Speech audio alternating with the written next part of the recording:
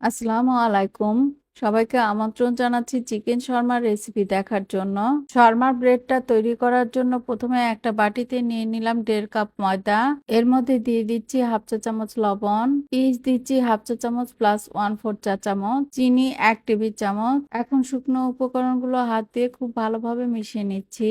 মিশিয়ে নেওয়া হয়ে গেলে 3/4 কাপ লিকুইড দুধ দিয়ে একটা ডো বানিয়ে নিচ্ছি। এবার 3 টেবিল চামচ তেল দিয়ে খুব ভালো করে মথে নিতে হবে। তবে 3 টেবিল চামচ তেল একবারে দিব না, 1 টেবিল চামচ করে দিব আর খুব ভালো করে মথে নেব।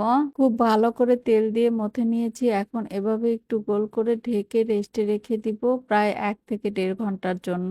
শীতের দিনে এটা ফুলতে সময় লাগে, কিন্তু গরমের দিনে খুব তাড়াতাড়ি ফুলে ওঠে। এখানে আমি নিয়েছি 1 কাপ মুরগির বুকের মাংস। মাংসগুলো ছোট ছোট কিউব করে কেটে নিয়েছি।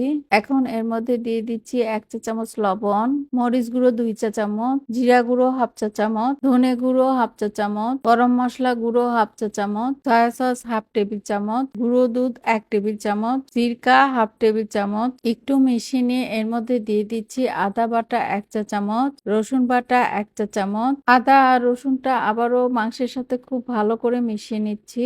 এটা এখন আধা ঘন্টার জন্য রেস্টে রেখে দিব। এটা রেস্টে থাক, ততক্ষণ আমি শর্মার জন্য মেয়োনেজ তৈরি করে নিব।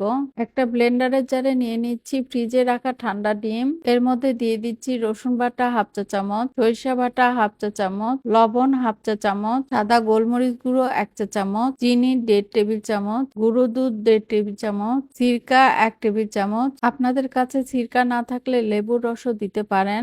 এখন ঢেকে প্রায় 10 সেকেন্ডের মতো ব্লেন্ড করে নিচ্ছি। এখানে আমি হাফ কাপ সয়াবিন তেল নিয়েছি। এটা এখন অল্প অল্প করে দিব আর ব্লেন্ড করে নিব। অল্প অল্প করে সবটুকু তেল দিয়ে মেয়োনেজটা তৈরি করে রেখে আমি চলে এসেছি মাংসটা রান্না করতে। চুলায় একটা প্যান গরম করে এর মধ্যে দিয়ে দিলাম 3 টেবিল চামচ তেল। তেলটা একটু গরম হয়ে আসলে এর মধ্যে ম্যারিনেট করে রাখা মাংসগুলো দিয়ে দিলাম। এটা যেহেতু মুরগির বুকের মাংস, তাই সিদ্ধ হতে বেশি সময় লাগবে না। অনবরত নেড়ে চেড়ে মাংসগুলো খুব সুন্দর করে ভেজে নিয়েছি। এখন এটা চুলা থেকে নামিয়ে ঠান্ডা হলে ছোট ছোট করে কেটে নিব। মাংসগুলো ছোট ছোট করে কেটে নিয়েছি। 1 ঘন্টা পর আসলাম। আমি রোদে রেখেছিলাম, তাই আমার এই ডোটা 1 ঘন্টায় ফুলে উঠেছে। এখন ভিতর থেকে বাতাসটা বের করে আবারও একটু মথে নিচ্ছি। এখন এই ডোটাকে রুটি বেলার পিঁড়ির উপরে রেখে ডোনাটের মতো শেপ দিয়ে 6টা ভাগে ভাগ করে নিচ্ছি। এবার একটা একটা করে ভাগ নিয়ে হাত দিয়ে খুব ভালোভাবে গোল করে নিচ্ছি। সবগুলো গোল করে বাটিতে রেখে একটা ভাগ নিয়ে এর মধ্যে কিছুটা শুকনো ময়দা ছড়িয়ে একটা রুটি বানিয়ে নিচ্ছি। এই রুটিটা এরকম একটু মোটাই হবে। এখন এটা সেঁকে নিব। চুলায় একটা প্যান খুব ভালোভাবে গরম করে নিয়েছি। এখন এর মধ্যে রুটিটা দিয়ে দিলাম, ঢেকে দিচ্ছি। অপেক্ষা করব প্রায় 10 সেকেন্ডের মতো। 10 সেকেন্ড পর রুটিটাকে উল্টিয়ে আবারও ঢেকে দিচ্ছি। রুটিটা যখন অল্প অল্প এরকম ফুলে উঠবে তখন আবারও উল্টিয়ে দিতে হবে। এবার একটা খুন্তি দিয়ে ফোলানো অংশে হালকা করে চাপ দিলে দেখবেন পুরো রুটিটা সুন্দর করে ফুলে উঠবে। এখন একটা বাটিতে আগে থেকে তৈরি করে নেওয়া মেয়োনেজ দিয়ে দিলাম হাফ কাপ। আপনারা মেয়োনেজ না বানাতে চাইলে কেনা মেয়োনেজটাও নিতে পারেন। এর মধ্যে দিয়ে দিচ্ছি 1/4 কাপ টমেটো সস। খুব ভালোভাবে মিশিয়ে নিলে হয়ে যাবে শর্মা সস। রুটিগুলো ঠান্ডা হয়ে গিয়েছে। আমি প্রথমে শর্মা সসটা দিয়ে নিচ্ছি।